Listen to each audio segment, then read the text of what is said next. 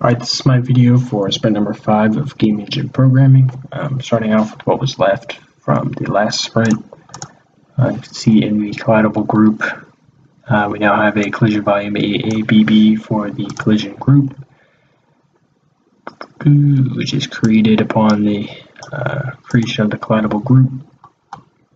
And then we have functions for calculating the AAB based on the collidables that are inside of the group. And then in the collision manager, we now have a new test pair command, the test group command, that's in its own group that we can add in AABB commands. And if we're looking in here just on process collisions, we're calling execute, which is the calculate AABBs, and then we're calling a reset just to reset the min and max. And then we're doing cleanup.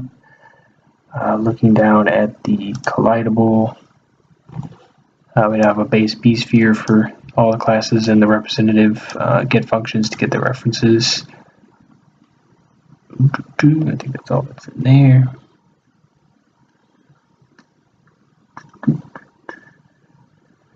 Where did that go? Okay, and then we're looking at the test group command. We just have the execute, which is to calculate AABB. And then most of the stuff is in here in the test pair command, where we're checking collision against the AABBs, and if that hits, then we're checking against the AABB and B-sphere, and if that hits, we're checking the two B-spheres, and if those hit, then we're checking collision with the actual colliders, which would be the most precise collision, and then we just have the non-hit colors down here. And moving on to this sprint, we have the terrain, which in this class we have the constructor that takes in the file name, the length, max height, transpose, and the repeat U and Y, or U and V, function for highlighting the cell underneath you. Then we just have the model that we generate, as well as graphics object for both the texture and just the wireframe. And then variables that we need when creating the model. Looking in here, we take in the model and we store the data in the image data. Then we run through and we store all of those into the vertices. And then we'll come down and we create the triangles. And while we're creating the triangles for each of the squares, storing the min and max values. And then we'll delete those when we're done with them after we create our model. And then we create our graphics objects using those models. Just some set textures right now. I'm just not going to do that. And then just set a world based off the offset to get the model at the origin, the 0, 0.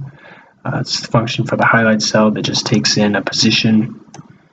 Then we determine where that is in the terrain if it is, and if it's somewhere over the terrain, then we'll call visualizer on that AABB in that cell. We just have to clean up, and then in the draw, we're just drawing the textured terrain and all of the AABs just so we can see them all at the same time. So run this.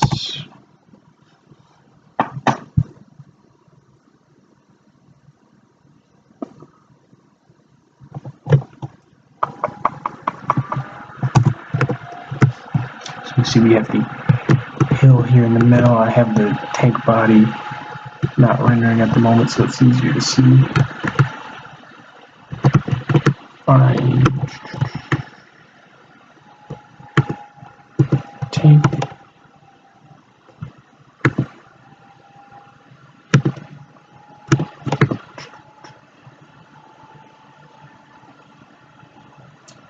See the AABB collision, we get the B-sphere, and then when the B-sphere collides, we get the next B-sphere. B-sphere with B-sphere, we have our two OBBs, and then when those collide, we have collision with enemy. Switch this.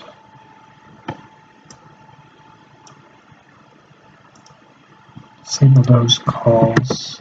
I'll switch terrain that I'm using. This is the final height map TGA, which this is open. It looks like this.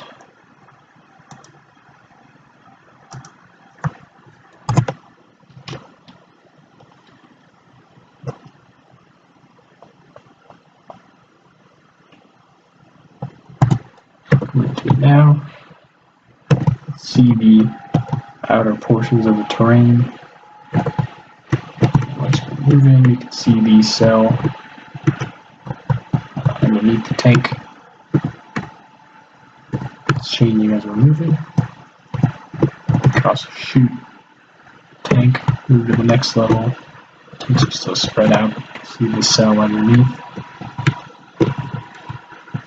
That is what I have for this sprint.